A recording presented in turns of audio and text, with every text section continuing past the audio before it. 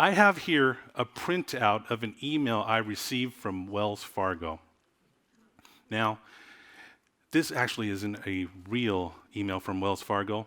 It's a phishing scam.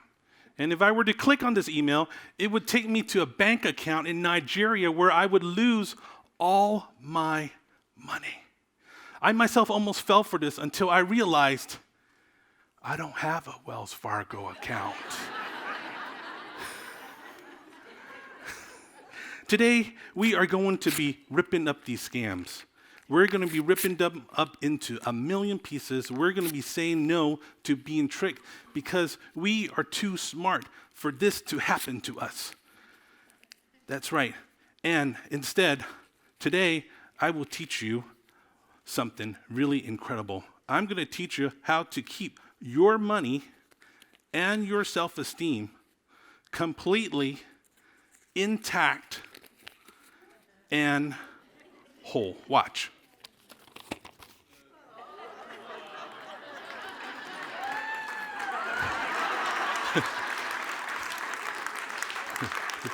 Thank you. Full reveal. I'm not Nigerian. I am a professional magician, and I'm an expert in trickery, and I get paid by tricking people. But the magnitude of what these criminals are doing today compels me to share their very secrets to you. You see, some of you here are very smart, and you're thinking, but Mike, I know how you did that trick. I know exactly how you did that trick. You have the torn up pieces of paper in your other hand. Let me assure you that that is utter nonsense.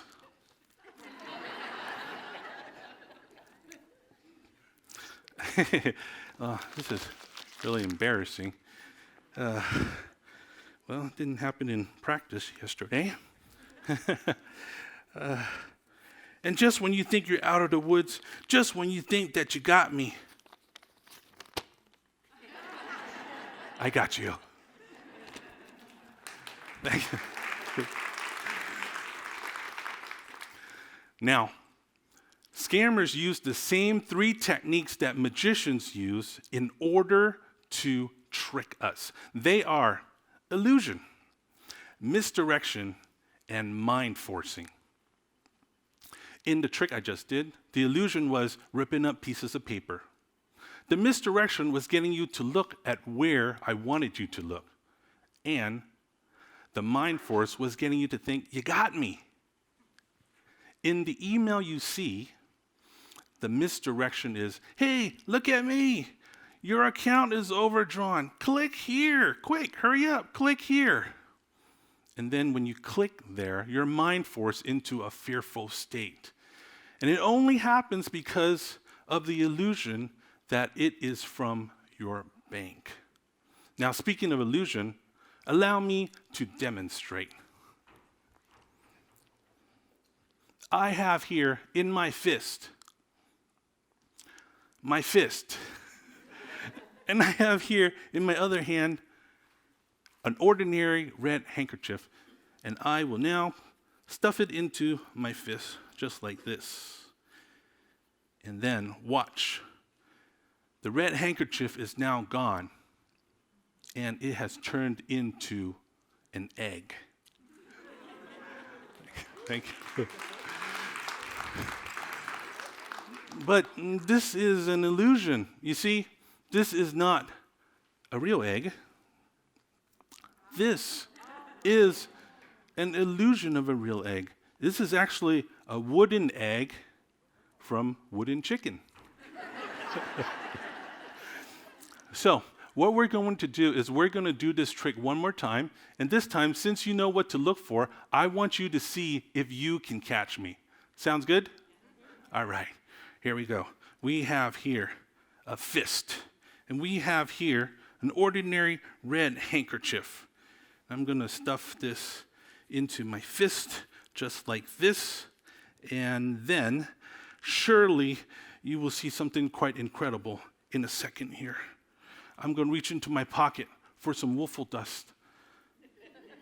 and this time it turns into a fake egg.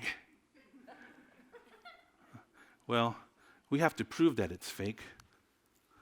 I told you it's a fake.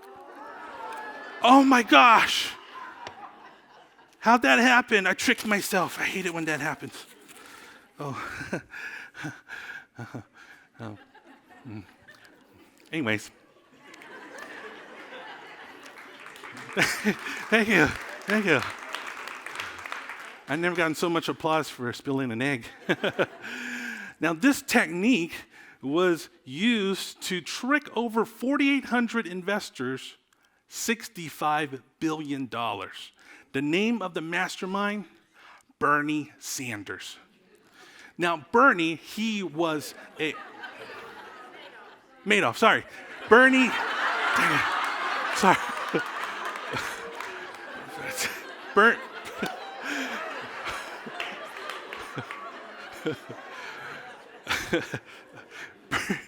Bernie Madoff.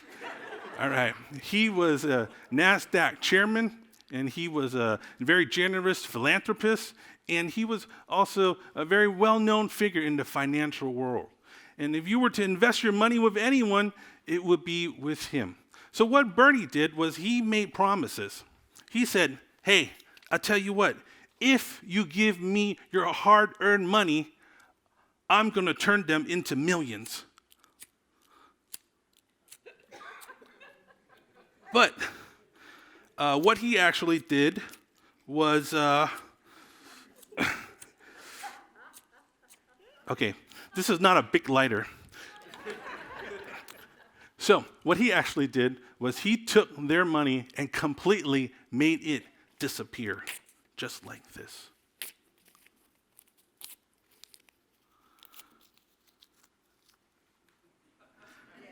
Thank you, thank you. And how did he do it? He did it in the most incredible way possible. He used illusion. The illusion that your money is safe with him. The misdirection was the early adopters made some money, and the mind force was, my friend invested with Bernie, and Steven Spielberg invested with Bernie. Of course, this is real. Everybody's doing it. It's real. And that is the number one way people get tricked. It's because family and friends and celebrity are all doing it. And because of that, everyone thinks it's real. Now, I know what you're thinking. But Mike, I'm smart. I don't have Bernie Madoff type money to invest like this. I'm safe, right? Well, actually, you're not as safe as you think. Have you heard of the great sale called Black Friday? Now, on Black Friday, people do some crazy things. Marketers have used the illusion of scarcity to get people to act in very uncivil and unusual ways. I mean, think about it. Who in the right mind will wake up in the middle of the night in order to camp out, in order to line up in the cold, in order to possibly get trampled over, in order to buy a TV that you could buy any day during the year? There's no scarcity. But what's going on is the marketers have convinced people, and it's a legal scam, that, hey, you really need this as if your life depended on it. And people bought into that. I also call this principle the hurry up principle. And I'm going to demonstrate that.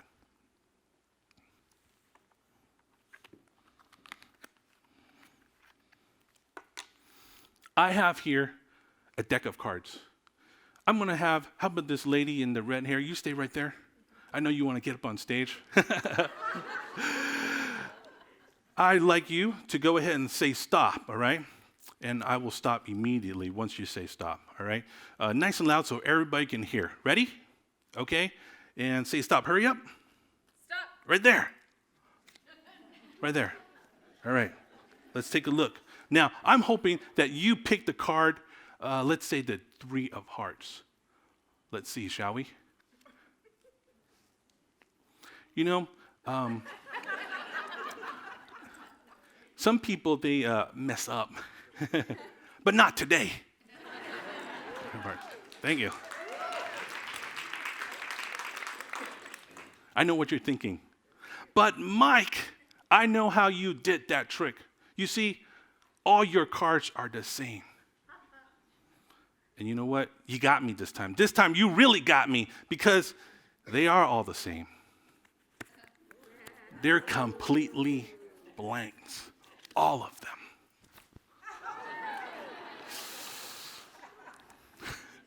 Now, this hurry up principle, let me tell you how it works.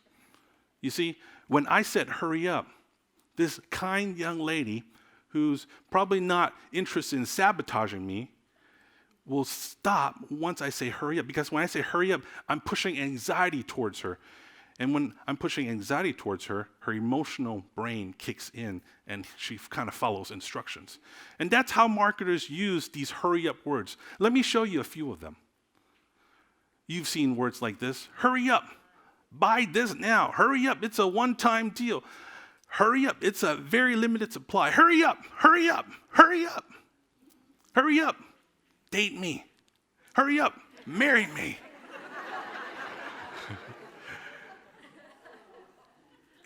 You see, this technique also works in love, which brings us to one of our largest scams, which is online dating.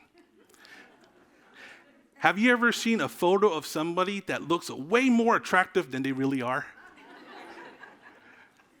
The conversation might go something like this. Excuse me, is that a recent photo of you? Why, yes, it's a recent photo of me. Why do you ask? Well, I'm just wondering because, I'm just wondering why you're wearing bell bottoms and why you have a t-shirt that says Nixon for president. You see, these words are absolutely, absolutely powerful. And when online dating came on the scene, a lot of people actually got scammed. Let me introduce you to somebody who unfortunately got scammed. His name is right over here, Danny. Danny, he was a single guy, good-looking dude, and he was looking for love. And he decided to hop onto an online dating site and started looking around and met a beautiful girl. Her name is Rosa. And Rosa and Danny, they fell in love.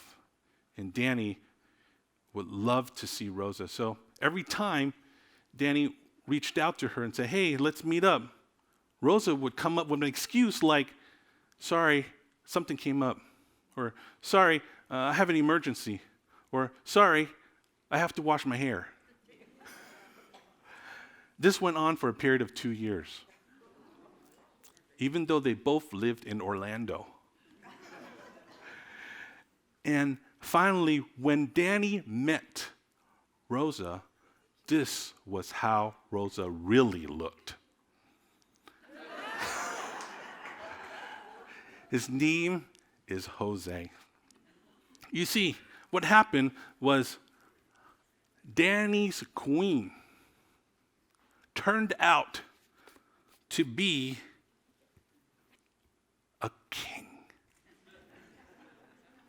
But it doesn't always have to end that way. I'd like to introduce you to Raymond and Helen. They're married and they're having a fight over why Raymond's sitting in front of a TV ordering yet another blender from the Home Shopping Network when she says, oh, Raymond, well, shut off that TV and pay me some attention. Why don't you write me love letters like you used to? And Raymond said, love letters? What letters are you talking about? Helen said, oh, during the Cultural Revolution when I was escaping China, I had nothing, no money, I was living in poverty, and the only thing that I had to look forward to were your love letters.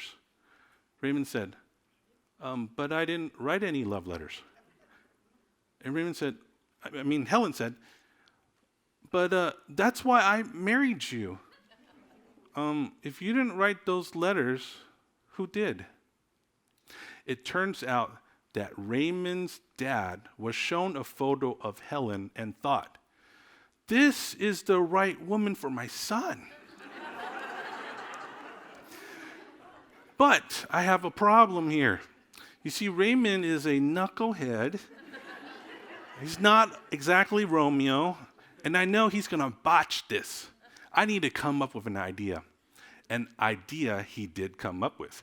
He hired a professional writer to write love letters to Helen without her knowing that Raymond did not write a single one. And every time Helen wrote a letter to Raymond, it was intercepted, and he never saw a single one of Helen's letters. Now, when Helen caught wind of this, she was furious. She said, I'm so upset. Well, actually, what she really said was, 有冇搞錯啊，大佬？你把握咗我，而家點算啊？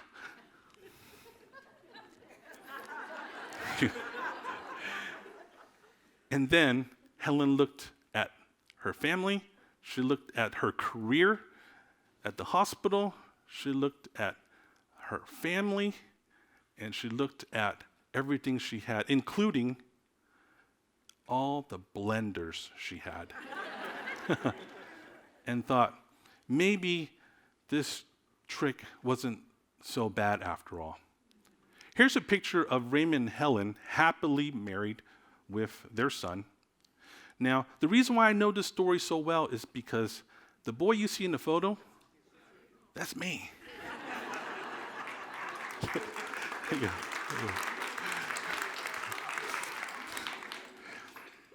So we are bombarded every day with illusion, misdirection, and mind forcing. Think before you click.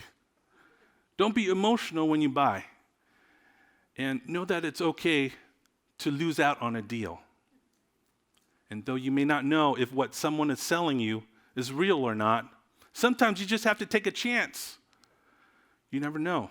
You might end up with another blender, or you might end up with the love of your life. Thank you.